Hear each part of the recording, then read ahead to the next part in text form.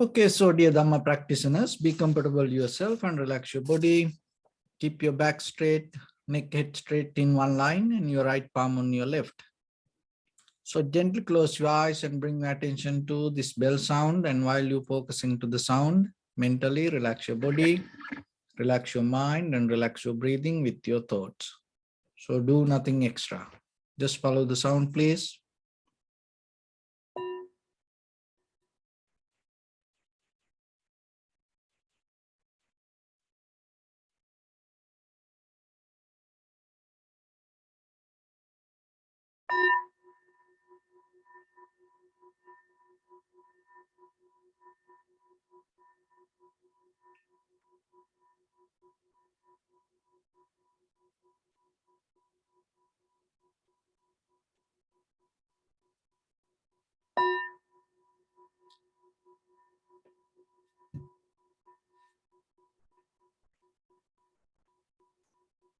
Namo tassa bhagavato arahato samma sambuddhassa.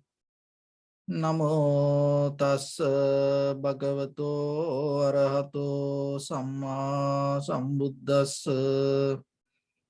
Namo tassa bhagavato arahato samma sambuddhassa. Homage to the Blessed One, the Exalted One, the fully enlightened One. So dear Dhamma practitioners, before we start our practice session, as usual, we'll take few minutes for ourselves to be very clear with this practice. And at the same time, through these sessions, we mainly try to bring basic information for yourself to have a very good foundation with your spiritual practice. If you see it is valuable for you, and it is better yourself to share it with your friends and family members, whoever seeking for the necessary information. So when it comes to this meditation practice, it's mainly based with our mind. So always need to remember, you have to always focus to the condition of the mind and to bring the purity to your own inner awareness or your own inner mind. So sometimes in life, as you know, we mostly go with the outside world and we follow outside patterns, methods, and we adapt to outside environment. And by the time what happened, we forget the very behavior or the character of our inside. But when it comes to the Buddha's teaching, the very epicenter of this everything, your mind. So the very nature of the mind and the condition of the mind, behavior of the mind will decide your future. So the mind has very sustainable way of behavior or to maintain itself. And at the same time, it always bring the desire to go with this outside world. So the mind is, if we look some kind of like example from the outside world, it's kind of like the sun. Look at the sun, that the sun has a very sustainable way of to being energized itself. Sun not depend from something. It's not like the moon. So when we see the moon, that the reflection of the moon come out of the sun, and this whole this planetary system that related to this earth, that as you know, it's everything depend from the sun. So even this all our lifestyle, this all the plants, animals, all living beings depend on the sun. But the sun itself has its own sustainable way of energizing. So your mind also the same. Your mind has the same kind of capacity to develop its own sustainable way of recognition, understanding. So that is why you have to bring the awareness to that. So why then inside us we have the darkness? Why we have this, the kind of like the gloomy, the environment inside us? Why that sometimes we can't see things very clearly? It because of the unclarity and our behavior, that this collective nature. And we don't see the very behavior of the nature of the mind itself, and we develop and we go with the information from outside world. So then we adapt and we start to compare things, and we go with that comparison. And then by the time what happens, because of the so much informations, that too many perception that we collected through our eye, ear, nose, tongue, body, mind, develop a kind of like a memory. So once we depend on the memory, the mind lose its own, the very nature. So then yourself, by meditation, what we does, we start to bring our awareness to the present moment and purify our mind. So that purification that happens out of your own awareness, not because of something else.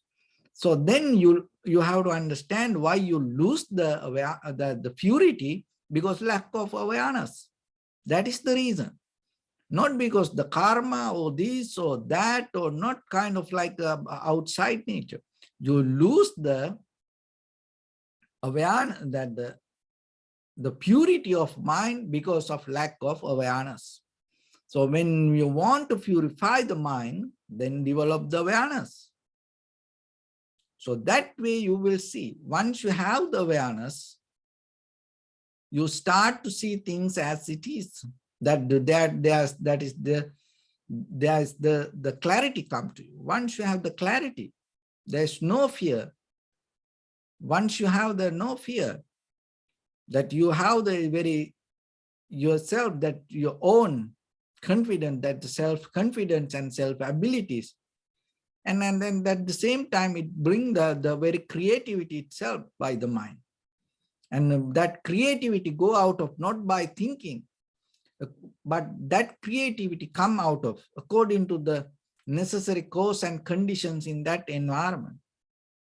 So that once you have that ability, you get out of the structure of the memory. And that another way, the pattern we develop already with the names and forms. So somehow, when it comes to mind, so understanding the very behavior of mind is very necessary. When the mind not purified itself, what happens? It to start to hold it to things. So there are 6 kind of characters, behaviors in mind. So understanding these behaviors, the characters, will help for you to purify your mind. So the mind has another way it's called the manas, or this thought pattern. It has a behavior. It always kind of like interesting in seeking pleasure. That is one thing. It is very common for each and everyone. It's always interest in seeking pleasure. So don't think then, when you look for pleasure, don't think kind of like it is very special for you. That is the mistake we do. Because when we have the desire go towards the pleasure, and we think it, we personalize it. We don't think it as a very nature of the mind. And so, but if you understand this by observing and recognizing yourself, this seeking pleasure is the very character or the very behavior of the mind. And it also come out of the patterns, not because of something else. And before the Buddha, people used to believe that the mind or the soul is unchangeable. There is something inside our body. There is something that exists somewhere itself.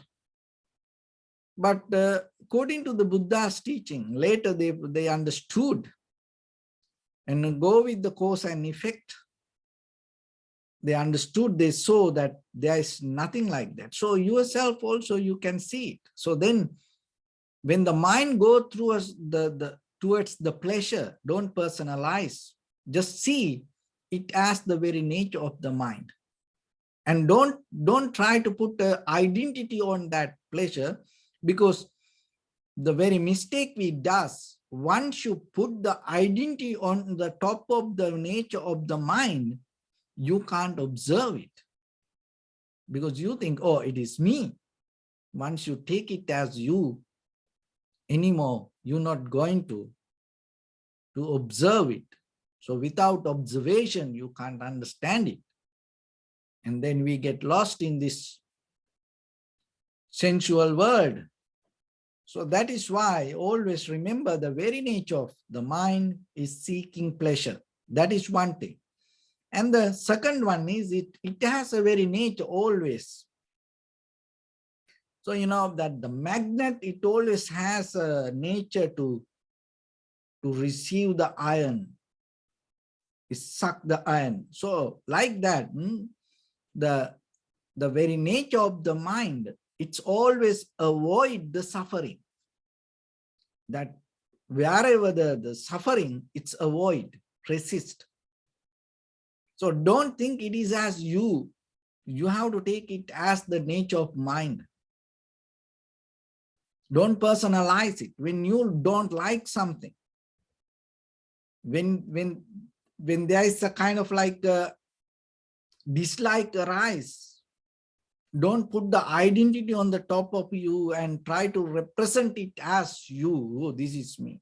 I don't like it. But in the life, sometimes, you know, we like to introduce people through the behavior of the mind, putting the identity on the top of that behavior. That's why we say, oh, he's like this, or she's like that, oh, she don't like this, or he don't like this. It is not he or she. It is the behavior of the mind.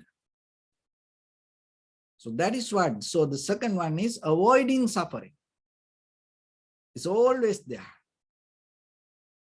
And the third one is that they ignore the danger of pleasure seeking. So whatever the pleasure, it doesn't matter how hard it is. It doesn't matter it's difficult.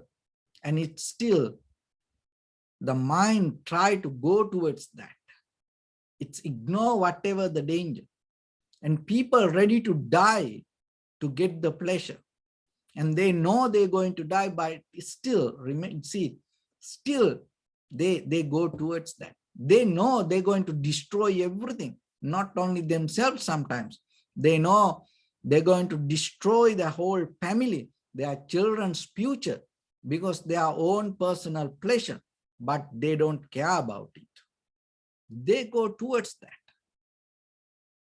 So that is the very behavior of the mind, you and me, that all of us, if you don't see that, or if you don't train yourself to understand it, it can happen to us. So that, and you should not personalize it, because once you personalize it, what happens? You can't get out of it. You will go with it somehow. And as you know, sometimes one single example, you know, like pleasure that people go to play, you know, kind of like a gambling, you know, and drinking, and sometimes other, you know, unnecessary relationships. They know they're going to destroy everything, you know. And like gambling, if the, you know, the parents go to gambling, sometimes the whole family, their children, you know, everybody, you know, and it changed their future, but still they know that it's going on, but they don't care about it. They keep going towards that. So the very nature of the mind is always, avoid the danger. And the behavior of the mind, ignore the goodness of suffering. That is very interesting, because the suffering is that, as you know, when the Buddha, when he introduced his Dharma to the world, one of the very first thing he taught, life is suffering. And most of time, even today, after 2,600 years, even the people, from generations to generations, through this human history, we go through suffering, we go through hell, but still we don't like to accept it as life is suffering. Still we try to somehow argue, and somehow we try to bring different kind of logics to show that life is something, good. But when it comes to that suffering, it is not that only the outside layer that here we talk about, it's deeper, the very change of this everything. And the other thing is that the goodness, without goodness of suffering, we can't grow ourselves. The growth not going to happen. The very good example is the lotus flower.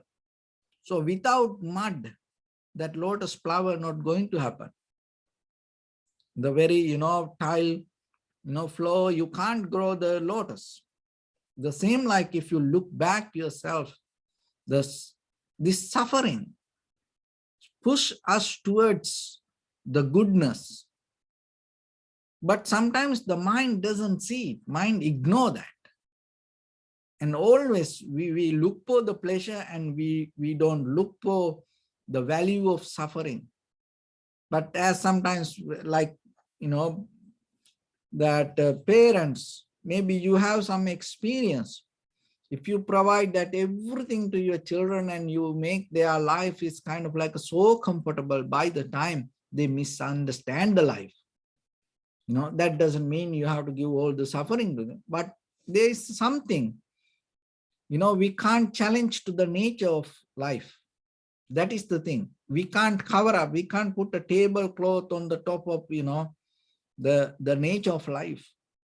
So then in a certain level, we have to accept things. And especially when it comes to kind of like getting old, and that things not going to happen the way we want. And sometimes we're going to have our, that we have to live with the people we don't like. And sometimes we have to let go the very love, the people we love. And sometimes in the environment, that our day-to-day life, situations come, it's very hard for us to handle. But still, we have to accept it as the nature of life. So, and the other thing is the death. And we all going to die one day. But it still looks sometimes when it comes to in day-to-day life,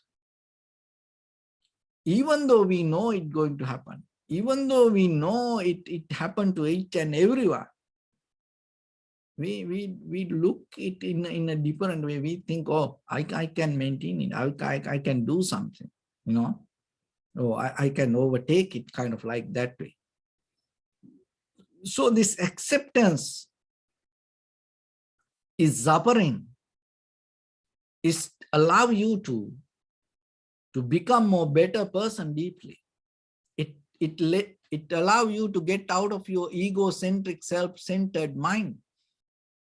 So otherwise you're going to become very hard person to the society and yourself also. So that's why I always remember that goodness of suffering, learn to accept it.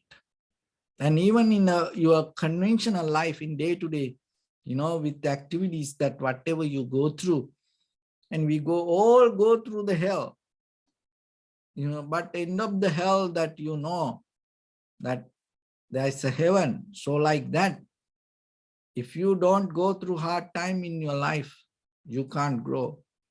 And especially when it comes to the liberation or the understanding or the transformation. So without suffering, understanding the very nature of suffering, you can't get the wisdom out of the life. So then accept it. But the very nature of the mind, it's always, go away from that. When it see the suffering, it try to find another way. We don't go. But when the Buddha say life is suffering, just imagine like this. If you are capable to 100% accept from today to your future, life is suffering, I am ready to get anything, whatever come to you. So then you become strong. That is what you need to understand. That doesn't mean tomorrow your life going to be hard. No. But yourself, when you decide to get ready for that, accept it, you become a strong person. So in a very conventional life, that is what you need.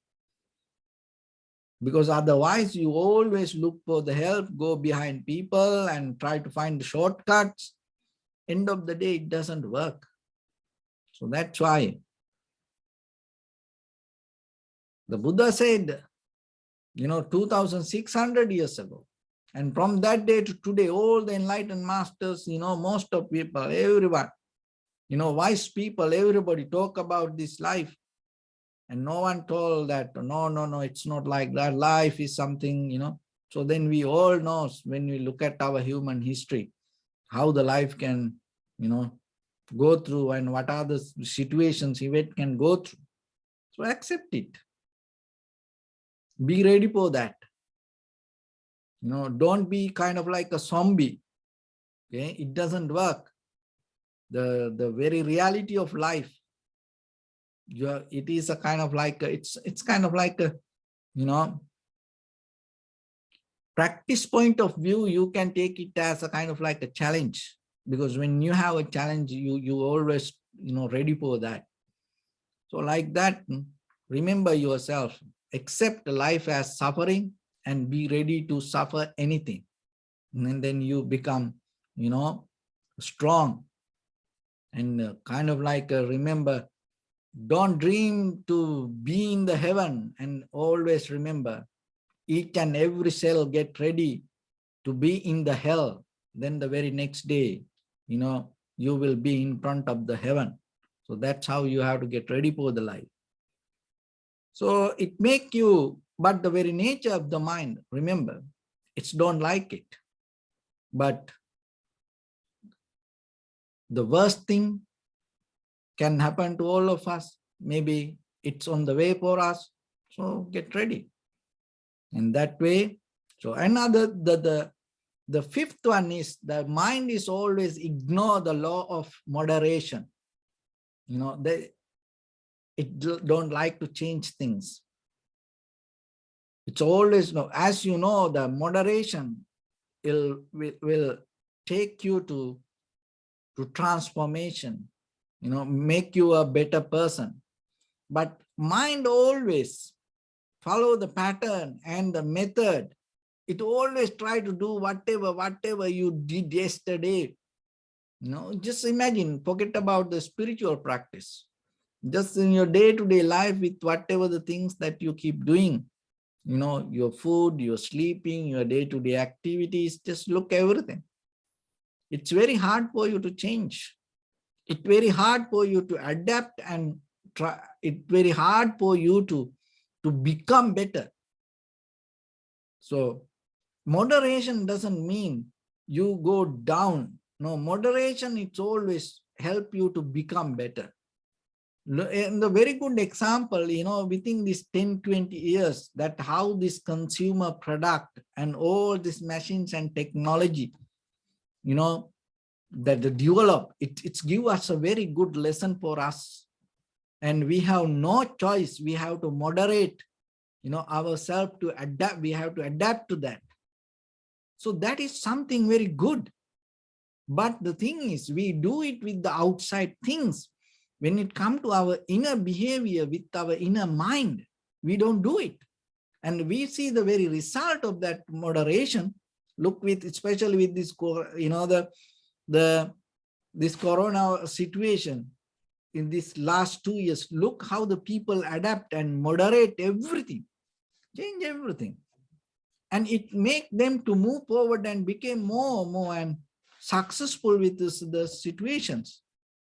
Somehow they're able to maintain and they go through it. And we saw that. And as you know, the machines and technology and everything, day by day, it moderate and adapt and become advanced and bring something more profitable for us. But inside ourselves, as a person, when you take the mind itself, kind of like the energy center or the nuclear plant. So like the sun, it doesn't kind of like moderate its own behavior. It always keep the pattern. And that is where even that the becoming, the samsara, even you die again and again and again and again, you go through the same way. So then at least try to learn the lesson from these outside things and try to break down that inner patterns or the behavior and moderate with your mind. That is a challenge. So through this meditation practice, developing your awareness, bring that ability. Moderate moment by moment, adapting to situations. And by the time when you observe your inhalation, exhalations, you recognize the inhalations, exhalations become, different and change. And each and every inhalation, exhalation unique. So recognizing that, go with it. The naturally your awareness start to adapt, and it's become like the water, and it's moderate day moment by moment. So when you have the awareness with that, always remember, you become more and more stronger inside you. And the sixth one is always see the goodness of holding. That's the very nature of mind. Grasping. And this clinging nature. And sometimes we take as the nature of life. No, the very nature of life is releasing. The clinging nature is the always that go against the life. That's why we can't experience the real life. And so then yourself always look into you.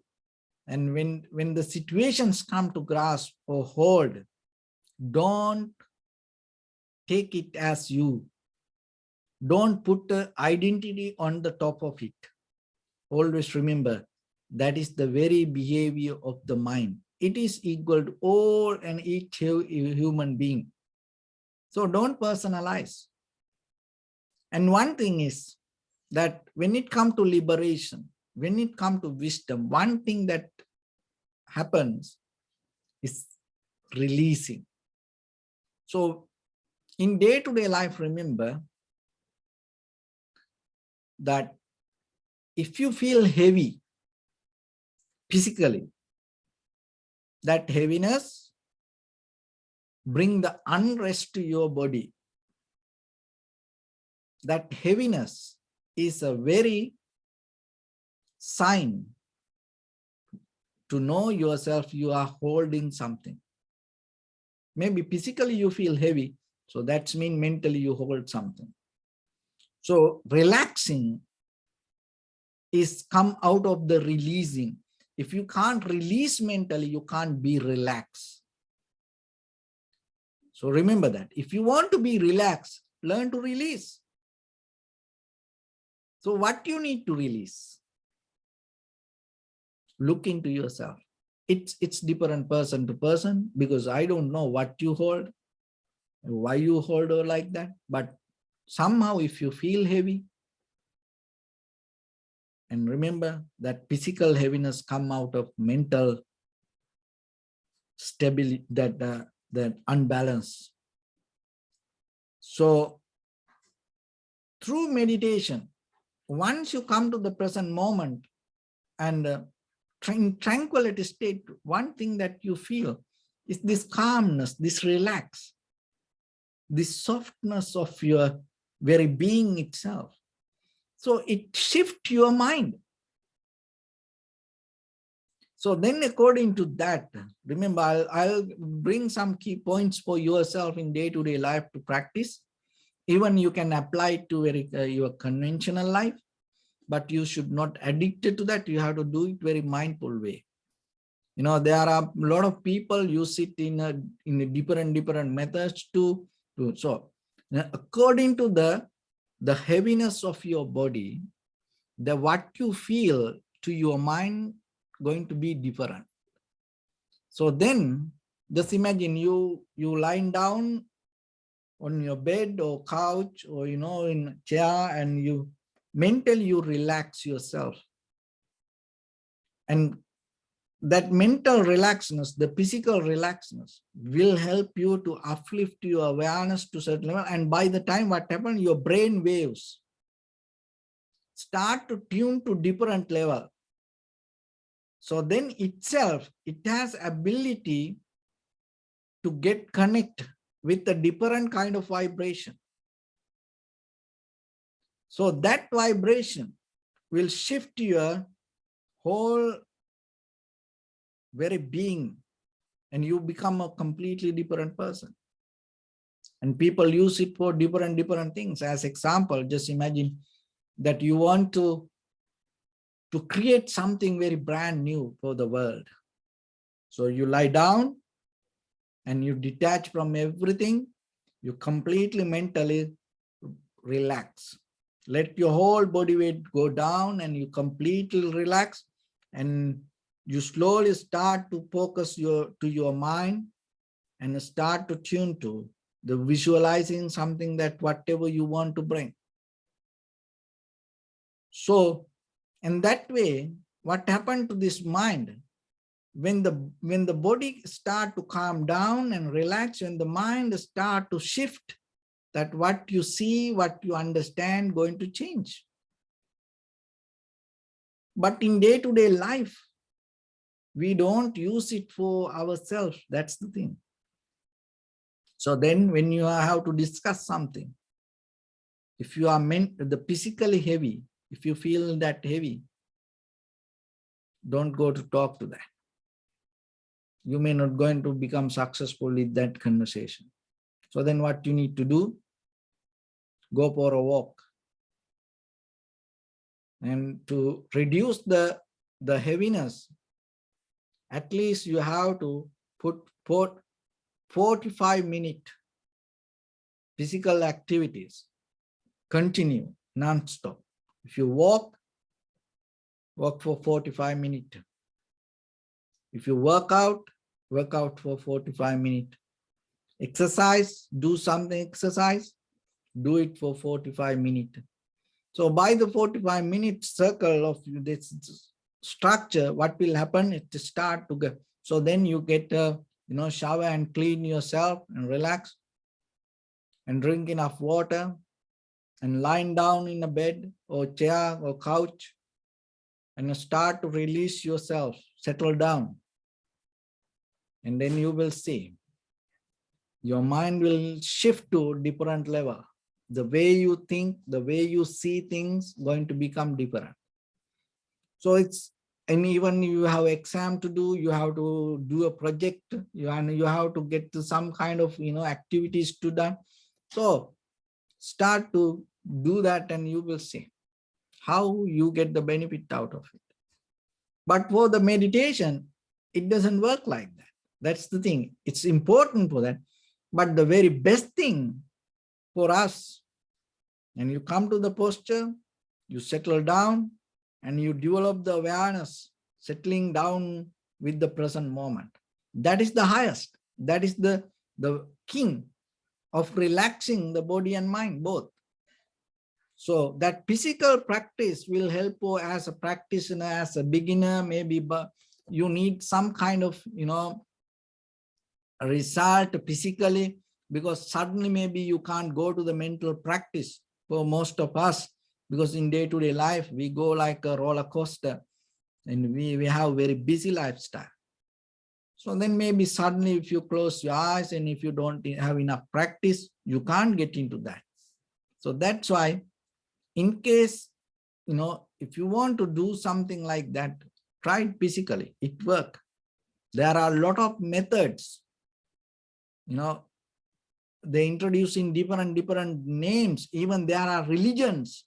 They come with the chair lying down, and then they go, that chair give the kind of like a little vibration, massage, and the heat, and giving the certain kind of air pressure, and once you lie down on that chair, you go to kind of like a different environment, and it completely shifts the vibration of the body and the gravity of the body, the heaviness of the body. You feel so light. And that in that very level, what happened, it shifts the brain or the brain waves, and it start to connect with the different kind of vibration. And their thinking pattern is going to become different. As you know, that there are many religions that practice that. They have that kind of chairs. I don't want to bring names. And there are a lot of very famous, well-known people. They have their own personal chairs like that, but you no need to make like that chair. Okay. So what I'm telling, people do it in a different way to achieve to this physical benefits. But that sitting and get into this meditation posture is the best natural, very sustainable way to develop the energy and get into that relaxation. So that's why you have to develop the posture in case if you can. Otherwise, maybe you can get the help out of something. But remember, to get a good sitting yourself, practice that. And by the time you will see how the body start to settle down itself and keep the balance, and will help to naturally, not with the plugging to something, naturally yourself, your body can shift to a higher level. So somehow it will relax. That is the thing. It will relax your body, mind, the both. So what I want to mention that here, the very nature of mind, this grasping nature, holding nature, that's why you feel heavy. When you release that, you feel so light.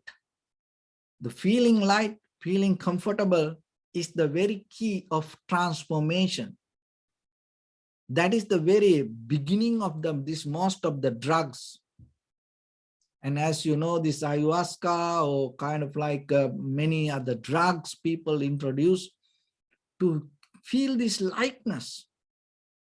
And this lightness, people, the kind of like, this shift, the physical, get out of this physical heaviness, is the people feel like the bliss. And they use a lot of that kind of like, things to feel it. And once the mind feel it, it's kind of like they want again and again and again, and they like to be in that state. But it doesn't work for them. But you're mentally, consciously being mindfully that you can gain that. And it is more better than go with the drugs and that things. And it is become more and more helpful for you to grow and become more better person. And once it become a profitable skill to yourself, and as a human being in this very lifetime, you can get that transformation completely. So one thing that remember, that sometimes that what you see, what you hear, smell, taste, feel, and think in this very moment, as you know, in this very moment, you take your body weight, your age, your body weight, that all the feelings that you have. And right now, if you change that, just imagine that your body weight is 200 pounds. So what you see, what you hear, what you smell, taste, feel, and what you think right now in this 200 pound, as a person, 200-pound person, right now, if you drop 10 pounds, what you see, hear, smell, taste, feel can change. It's going to change. It's not going to be the same thing as that you see. That is the thing. So that's why because that's heaviness is not just a physical thing. That is what you have to remember. When the people try to lose their weight and and try to struggle with this physical body, it's just a part of the mind. People don't work with the mind, they work with the body. That is the wrong thing they do. They hold everything in their mind, and mind is so heavy, and then they try to work with the body and it doesn't work. So here we talk about the heaviness of mind. Remember that. So then once you release that, what happened? The shift going to be. So then look into the very nature of the mind, the very character of the mind, the behavior of mind, and then you will see. So there are 6 characters of the mind, and one is that it's always interest in seeking pleasure, and it's always try to avoid the suffering, and it always ignore the danger of pleasure seeking, and it always ignore the goodness of suffering, and it always ignore the law of moderation, and it always see the goodness of holding. So if you go one by one, and remember, it is not about you, it is about the mind inside you. So if you work in day-to-day life with your bodily, verbally, mentally activities to become more clear, that clarity will bring the ability to purify inside you. That purification will lead you to the understanding of true nature that we all experience. So with that, let's get into practice a little bit. So your right palm on your left and neck head straight in one line, and be comfortable with your posture. So bring your attention to your body and scan head to toes yourself and say Suapat Veva, or may I be well and happy 3 times.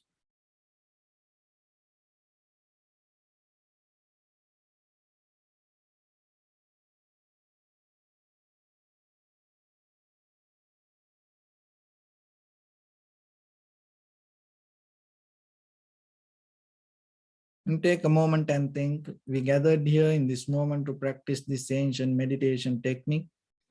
All the Buddhas, all the enlightened masters followed this path and achieved wisdom. So we also gathered here to accumulate that knowledge. In this moment with this sitting, may my body become more comfortable. May my breath be more smooth. May no difficulties come to me. May all the success come to me. Also think for a moment. This is the last moment you're spending in this very lifetime, and detach your mind from all your past memories and as well as any kind of future thoughts. Just try to remain in the present moment, observing the sensation of your inhalations and exhalations. And while you're observing inhalations, exhalation, always remember, take each and every inhalation, exhalation separately. So in the beginning, observe 3 times.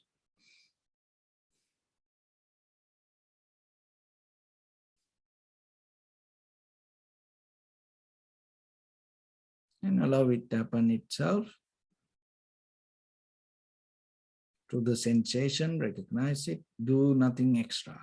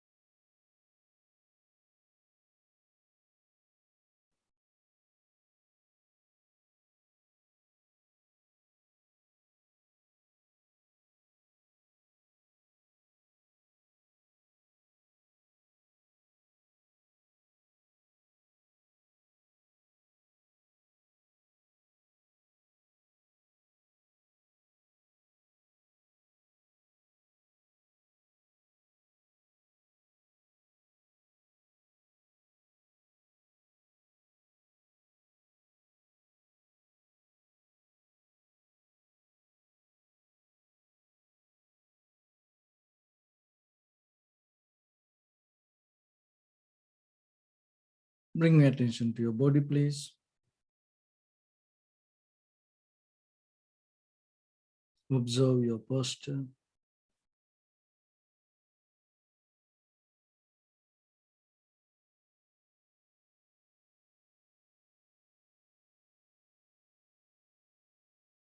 We cultivate loving kindness and compassion in your heart and radiate it as a light through entire your compound, village, city, state, country, world, around this universe. Also as far as you can through galaxies, other planets, stars. Reminding yourself like this. With clear intention, mentally repeat after me.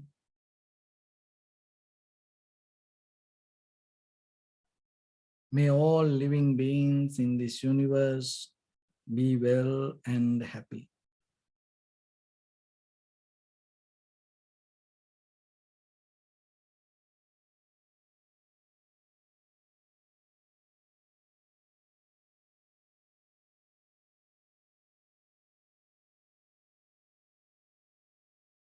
May everyone be happy and safe,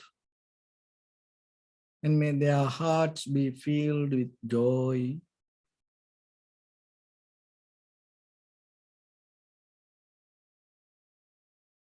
May all living beings live in security and in peace.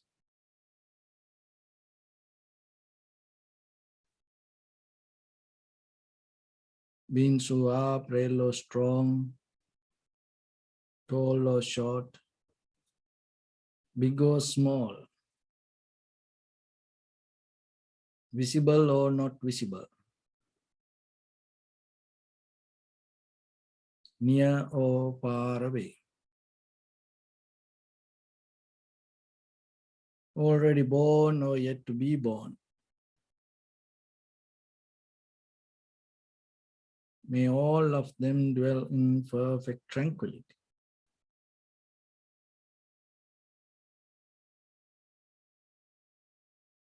Let no one do harm to anyone. Let no one put the life of anyone in danger. Let no one out of anger or ill will wish anyone any harm.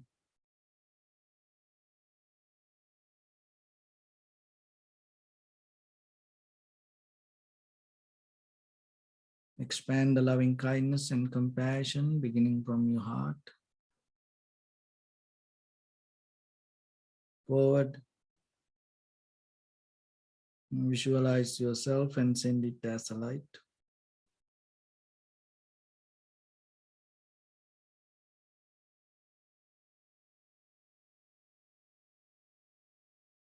To your backside.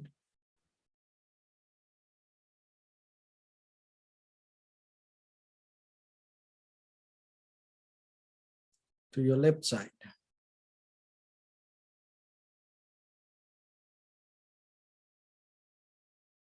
And to your right side.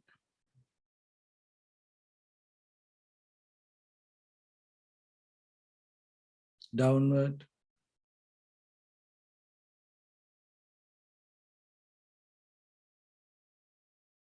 And upward.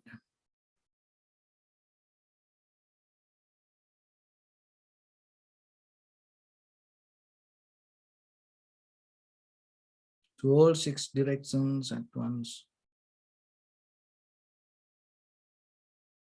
Like the moon, the sun, spread the light, spread the energy without any condition, without any limitation, without any resistance or without any judgment.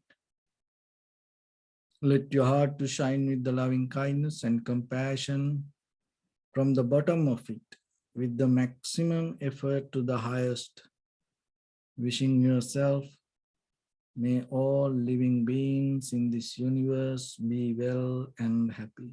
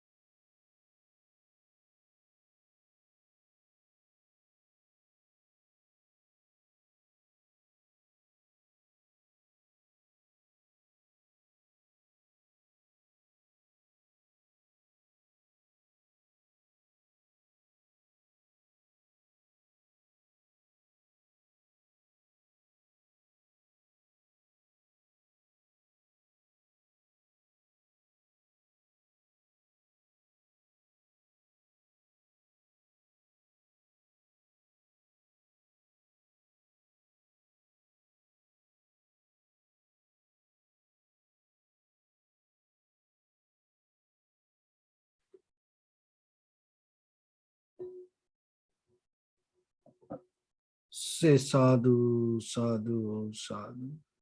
So first of all, we offer this practice to the great qualities of the Buddha, Dhamma and the Sangha. And also by the power of this meritorious deed, may all of us attain to the supreme bliss of Nibbana. May all your guardian angels and deities will receive these merits and increase their longevity and protect all of you from any kind of planetary influences or any ill effects.